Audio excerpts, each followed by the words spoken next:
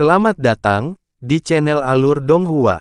Sebelum menonton, silahkan subscribe, biar Mimin tambah semangat update-nya. Terlepas dari apakah kamu adalah inkarnasi dari mayat iblis, hanya satu dari kita yang akan pergi hidup-hidup.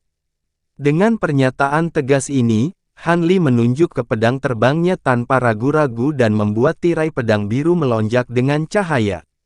Itu kemudian berubah menjadi kabut saat menelan sudut ruangan rubah iblis dengan kekuatan yang sangat besar. Ketika wanita muda itu melihat serangan Han Li, dia menyeringai dan menjilat bibir merah mudanya yang indah. Dengan tawa yang memesona dan menggetarkan tulang, dia menghilang dalam kilatan cahaya putih.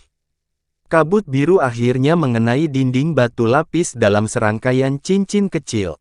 Han Li mengerutkan kening dan dengan cepat menyapu indera spiritualnya ke seberang ruangan tetapi tidak menemukan jejak rubah iblis. Teknik penyembunyiannya jauh melampaui miliknya. Namun, Han Li masih tetap tenang. Dia dengan dingin menyortir dan menamparkan kantong penyimpanan, mengambil bel perak kecil ke tangannya. "Pergi!" Han Li berteriak. Lonceng kecil mulai bersinar dan langsung terbang setinggi 1 meter di atas kepalanya.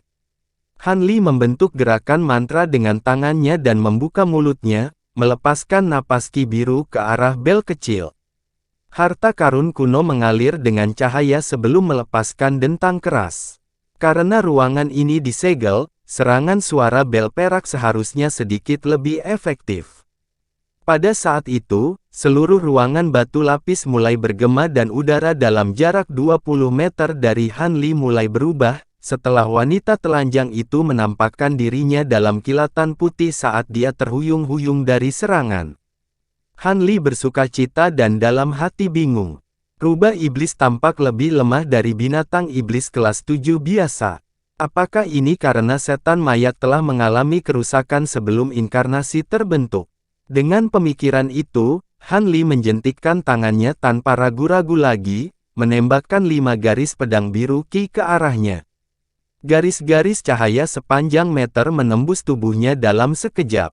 Kemudian dengan teriakan yang menyedihkan, wanita itu jatuh ke tanah saat genangan darah mulai terbentuk di sekelilingnya. Han Li merasa agak terkejut melihat betapa mudahnya itu. Sementara dia bingung, tongkat giok di tangannya tiba-tiba menjadi panas dan berdenyut dengan cahaya merah saat mengelilingi tubuhnya dalam penghalang cahaya merah tua. Setelah itu, beberapa helai perak menyerangnya dari area yang tampaknya kosong. Kemunculan tiba-tiba penghalang cahaya itu berhasil menghalangi tepat pada waktunya. "Apa? Tidak!" Suara seorang pria dan seorang wanita berteriak pada saat bersamaan. Setelah pulih dari ketakutannya, Han Li membuka mulutnya dan meludahkan garis biru ke arah dari mana senar perak diluncurkan. Serangkaian tawa memikat dan menggetarkan jiwa tiba-tiba terdengar saat kilatan cahaya putih muncul di tempat lain di ruangan itu. Wanita telanjang itu muncul dengan dadanya yang dipegang dengan longgar di lengannya. Ekspresi Han Li menjadi sangat tidak sedap dipandang, dan tatapannya beralih ke tempat wanita muda itu sebelumnya jatuh. Namun, tidak ada lagi apapun di sana. Han Li mengerucutkan bibirnya yang kering dan dengan cemberut berkata, "Teknik ilusi." Wanita muda itu tersenyum lebar dan tidak menanggapi. Sebaliknya, tatapannya turun ke arah serigala kuning di sisinya, dan wajahnya menunjukkan sedikit keheranan. Ketika Han Li melihat wanita muda itu mengungkapkan ekspresi ini, hatinya bergerak dan dia juga melirik serigala. Setelah itu, perhatiannya beralih ke tongkat giok di tangannya dan ekspresinya mulai goyah. Penghalang cahaya yang menghalangi serangan licik rubah bukanlah sesuatu yang dia perintahkan. Mungkinkah roh artefak telah mengambil inisiatif untuk menyelamatkannya? Pada saat itu, misteri di balik serigala perak besar, bentuk gabungan dari serigala merah dan kuning, tiba-tiba muncul di benak Han Li saat hatinya semakin berat. Wanita muda itu memutar pinggangnya yang ramping dan berpikir untuk mengatakan sesuatu ketika tongkat giok di tangan Han Li berdenyut sebelum serigala merah muncul di hadapan Han Li dalam kilatan cahaya merah. Begitu muncul, baik serigala merah dan kuning bergabung bersama dalam tampilan yang mempesona. Han Li sangat terkejut dengan pemandangan itu dan mengencangkan cengkeramannya pada tongkat giok, tidak berani melakukan gerakan gegabah. Seperti yang dia duga, cincin cahaya perak meletus dari cahaya kuning dan merah yang menyatu, memperlihatkan serigala perak setinggi 3 meter dari dalamnya. Serigala melayang di udara saat menatap rubah iblis dengan penuh minat. Meskipun wanita telanjang itu tidak tahu apa itu serigala perak, untuk beberapa alasan dia merasakan jantungnya jatuh begitu muncul, membangkitkan firasat yang samar. Di bawah tatapan serigala besar, ekspresi menawannya tanpa sadar membeku. Saat itulah dia menyadari hal-hal yang jauh dari baik untuknya. Dengan alis terangkat dan ekspresi serius, dia mengeluarkan kabut merah muda yang harum, menyembunyikan seluruh tubuhnya dalam sekejap. Kabut merah muda dengan cepat menyebar ke seluruh udara dan menyelimuti sebagian besar ruangan dalam sekejap mata. Meskipun Han Li tidak tahu apa tujuan kabut merah muda ini, dia tidak berani menghirupnya. Ekspresinya segera menjadi tegas saat dia meraih kantong binatang roh di pinggangnya. Terlepas dari betapa hebatnya teknik rubah iblis itu, dia tidak percaya bahwa itu akan mampu menahan serangan dari puluhan ribu kumbang pemakan emas. Tapi saat Han Li hendak membuka kantong binatang roh, serigala perak telah mengambil tindakan, sangat mengherankannya. Serigala perak tiba-tiba membuka mulutnya dan melepaskan bola cahaya perak seukuran kepalan tangan yang tak terhitung jumlahnya ke dalam kabut dengan aliran deras. Kemudian dengan melolong, serigala menyerbu ke depan dalam seberkas cahaya perak. Han Li sangat bingung sehingga dia berhenti memanggil kumbang pemakan emasnya. Pada saat berikutnya, semua bola perak yang telah memasuki kabut mulai meledak. Cahaya perak terjalin dengan kabut merah muda, menyebabkan rubah iblis berteriak dengan marah. Dengan itu, serigala perak kemudian memasuki kabut. Apa yang kamu lakukan? Tidak mungkin. Kamu, tidak. Seolah-olah telah melihat sesuatu yang sulit dipercaya, rubah iblis mulai berteriak ketakutan. Sesaat kemudian, ratapan menyedihkan memudar secepat mereka muncul. Ketika Han Li mendengar ini, ekspresinya berubah saat dia menatap kabut dengan mata menyipit. Untungnya, kabut mulai menghilang karena kurangnya kekuatan spiritual dan mengungkapkan adegan tersembunyi sebelumnya.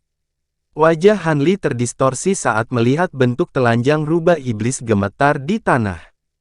Cahaya merah muda dan perak menyelimuti bagian tubuh yang berbeda dengan cahaya yang terjalin di tengah tubuh, terus-menerus melepaskan percikan seolah-olah mereka berlawanan.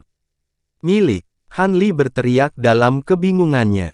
Cahaya perak tiba-tiba mendapatkan keuntungan dan perlahan-lahan merambah wilayah cahaya merah muda.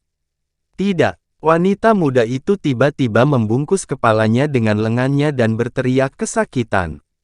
Setelah itu, tubuhnya mulai bergetar mulai berubah dalam serangkaian kilatan putih. Beberapa detik kemudian, bentuk wanita itu kembali menjadi rubah putih yang indah. Pada saat itu, sisa cahaya merah muda terakhir telah dikonsumsi oleh cahaya perak dan kultivasi tubuh yang menakjubkan menghilang tanpa jejak. Sekarang seperti binatang iblis tingkat rendah. Rubah putih duduk tak bergerak di tanah karena kelelahan, tetapi cahaya perak yang menyelimuti tubuhnya menjadi lebih bersinar. Han Li dengan erat memegang tongkat giok di tangannya dan terlihat bingung di wajahnya. Jelas bahwa serigala perak telah berhasil menguasai tubuhnya, tetapi dia tidak tahu apakah dia bisa terus membatasi atau memerintahkan serigala perak itu saat berada di dalam tubuh rubah. Beberapa saat kemudian, Han Li menghela nafas panjang. Terlepas dari bagaimana itu, rubah putih tidak bisa melakukan perlawanan sedikit pun dengan budidayanya saat ini. Karena itu, tidak perlu untuk menjatuhkannya. Selain itu, dari tindakan serigala perak itu, tampaknya tidak ada niat jahat baginya. Tentu saja, Han Li selalu ingin tahu lebih banyak tentang sejarah di balik serigala perak, tetapi bahkan sebelum dia sempat bertanya, roh artefak itu telah bertindak atas kemauannya sendiri. Jelas bahwa serigala perak memiliki cerita di baliknya seperti yang sudah dia duga sejak lama. Han Li tenggelam dalam pemikiran yang mendalam saat ekspresinya mulai berfluktuasi. Cahaya perak rubah putih akhirnya meredup dan mulai berdiri dengan keempat kakinya. Seolah tidak cocok dengan tubuh rubah, ia berlutut setelah hanya mengambil beberapa langkah. Han Li tidak bisa menahan tawa saat melihatnya. Setelah mendengar ini, rubah putih menoleh ke Han Li dengan jejak iritasi yang jelas di matanya. Dia kemudian mendengar suara seorang wanita, "Apa yang lucu? Aku baru saja memiliki tubuh ini. Wajar jika saya belum beradaptasi dengannya." Saat Han Li mendengar ini, senyumnya membeku saat dia menggosok hidungnya dan bergumam, "Jadi kamu juga seorang wanita?" Suara wanita itu dengan dingin berkata, siapa wanita? Maksudmu aku?" Ketika Han Li mendengar ini, dia tersenyum kecut sebagai tanggapan dan menarik pedang sihirnya yang berputar di sisinya. Dia kemudian dengan tenang berkata, "Saya tidak peduli apakah Anda seorang pria atau wanita. Aku hanya ingin mendengar asal-muasalmu." Rubah putih berjongkok dan dengan tenang melirik Han Li, "Asal-usulku.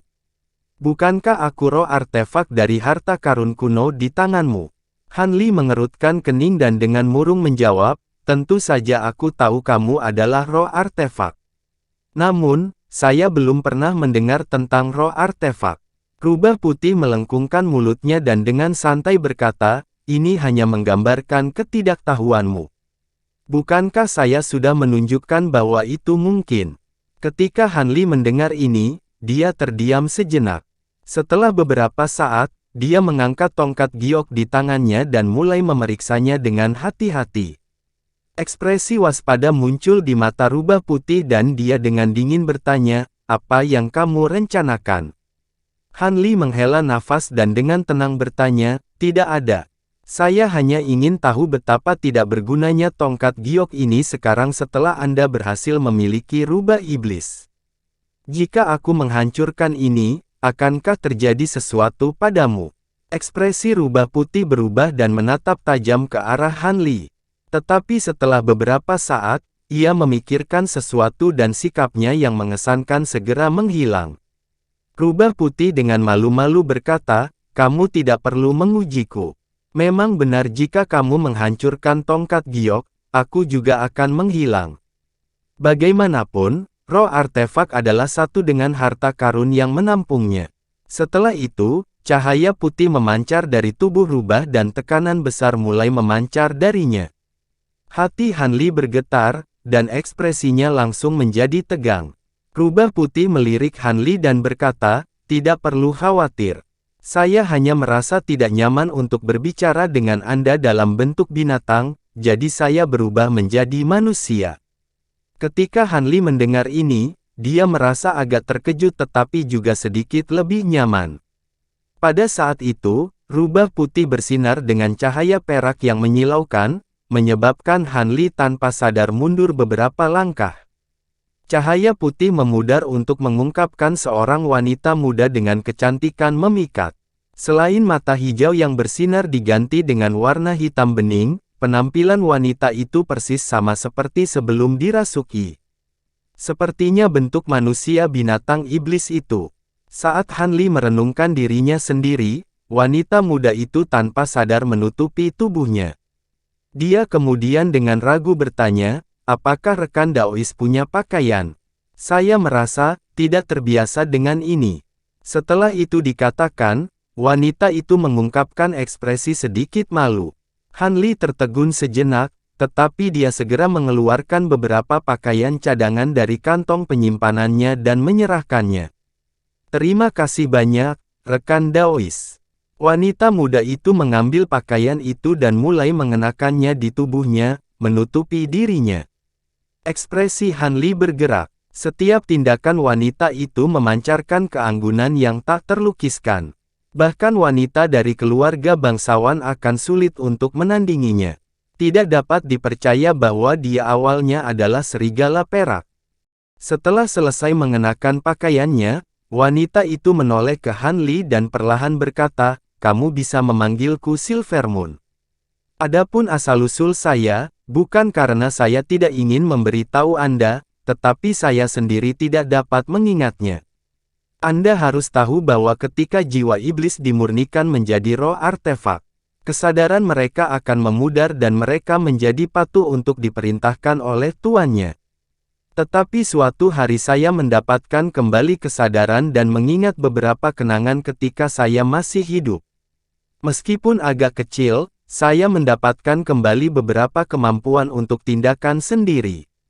Samar-samar aku ingat bahwa aku pernah menjadi anggota klan Serigala Perak. Karena itu, saya menamai diri saya Serigala Silver Moon karena saya tidak memiliki ingatan tentang nama asli saya. Saat dia mengatakan ini, wanita muda itu dengan elegan mengambil beberapa langkah perlahan-lahan seperti terbiasa dengan tubuh barunya. Ekspresi termenung muncul di wajah Han Li saat dia mengelus dagunya. Klan Serigala Silver Moon. Saya tidak memiliki catatan tentang binatang iblis seperti itu. Silver Moon mengerutkan kening dan berkata, ini hanya berasal dari sebagian ingatanku yang hancur. Mungkin aku salah ingat. Han Li merenung sejenak sebelum dengan sungguh-sungguh bertanya, baiklah, kamu telah kehilangan ingatan masa lalumu, tapi bagaimana dengan roh artefak yang menguasai tubuh lain? Jangan bilang bahwa semua roh artefak bisa melakukan ini. Jika ini benar, dunia kultivasi sudah lama akan kacau balau. Wanita muda itu dengan dingin tersenyum dan membalas, apakah Anda benar-benar percaya bahwa saya dapat dengan santai memiliki tubuh daging seperti yang saya inginkan? Han Li menyipitkan matanya dan menatap wanita itu, apa maksudmu? Silver Moon mengerucutkan bibirnya dan menjelaskan, teknik yang baru saja aku gunakan tidak bisa dianggap sebagai kepemilikan. Itu hanyalah kemampuan bawaan dari kita Serigala Silver Moon yang disebut Soul Devouring. Dengan menggunakan jiwa kita yang termanifestasi, kita dapat secara langsung menyerang jiwa orang lain. Tentu saja, begitu kita melahap jiwa mereka, untuk sementara kita dapat mengambil alih tubuh baru. Namun, ini tidak bisa berlangsung lama, jika tidak jiwa kita akan menyatu dengan tubuh yang kerasukan dan kita tidak akan bisa kembali ke milik kita lagi. Selain itu, kemampuan ini adalah pedang bermata dua. Perasaan spiritual kita tidak terlalu kuat dibandingkan dengan klan iblis lainnya. Jika kita menemukan lawan dengan rasa spiritual yang lebih kuat, hidup kita akan dibuang. Akhirnya tidak ada yang berani menggunakannya dengan gegabah. Namun, untuk seseorang tanpa tubuh sepertiku. Setelah melihat keheranan Han Li, dia menebak apa yang akan ditanyakan Han Li dan buru-buru melanjutkan, tolong jangan tanya saya tentang spesifik Soul Devouring. Itu hanya sesuatu yang saya memiliki pemahaman naluriah. Tapi tidak perlu khawatir, Soul Devouring memiliki banyak batasan dan bukan sesuatu yang bisa saya gunakan dengan asal. Tidak mungkin bagi saya untuk menggunakannya sebagai roh artefak jika saya awalnya bukan Serigala Silver Moon. Seandainya saya tidak cukup beruntung untuk menemukan rubah ini, saya tidak akan menggunakannya. Saya hanya akan memilih untuk tetap berada di dalam tongkat giok. Menurut ingatanku, rubah ini pada dasarnya rentan terhadap Serigala Silver Moon. Dengan rohnya yang sudah dimiliki oleh mayat iblis dan tanpa harus berurusan dengan tuan tubuh aslinya. Han Li dengan cermat menatap matanya dan tidak menemukan yang aneh. Dia tidak bisa tidak bertanya dengan ragu, rubah 4 murid. Bukankah itu rubah awan salju? Senama, murid iblis bawaan, hanya muncul setelah kultivasinya mencapai tahap kesuksesan yang lebih besar. Serigala Silver Moon melahap jiwa kami adalah lelucon dibandingkan dengan mata iblis mereka dengan tenggat waktu yang menakutkan. Tapi sementara penampilan mereka sangat mirip dengan rubah awan salju biasa, ketika sepenuhnya menggunakan tekniknya, saya langsung mengenalinya. Silver Moon tersenyum dan tanpa sadar mengungkapkan kecantikan yang menawan. Han Li mengerucutkan bibirnya dan mengangkat kekhawatirannya yang paling mendesak, kultivasi rubah iblis mencapai tingkat 7 binatang iblis. Itu tidak dianggap telah mencapai tahap sukses yang lebih besar. Dan mengapa ia mampu menjelma menjadi manusia padahal belum sampai pada tahap metamorfosis? Terlebih lagi, bagaimana kultivasi rubah iblis bisa berubah begitu tiba-tiba? Jangan bilang bahwa kamu dan rubah iblis telah menyembunyikan kultivasi sejati selama ini. Haha, rekan Taois pasti memiliki banyak pertanyaan. Namun, saya belum berbicara dengan orang lain selama bertahun-tahun, jadi saya tidak keberatan. Saya benar-benar tidak tahu mengapa rubah iblis mampu berubah. Saya rasa iblis mayat melihat bahwa situasinya tidak menguntungkan dan memutuskan untuk menggunakan teknik untuk secara paksa mencangkokkan sebagian dari kultivasinya ke rubah iblis. Begitulah cara budidayanya bisa mencapai ketinggian seperti itu. Kultivasi sejati rubah 4 murid masih seperti binatang roh tingkat rendah yang asli. Juga, mayat iblis tidak dapat menyimpang terlalu jauh dari tubuhnya setelah dicangkokkan kultivasinya ke rubah iblis karena batasan ruangan.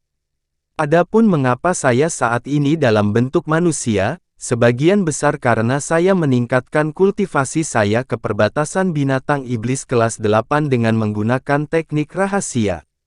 Namun, kultivasi saya perlahan-lahan akan berkurang dan saya akan kembali menjadi binatang iblis.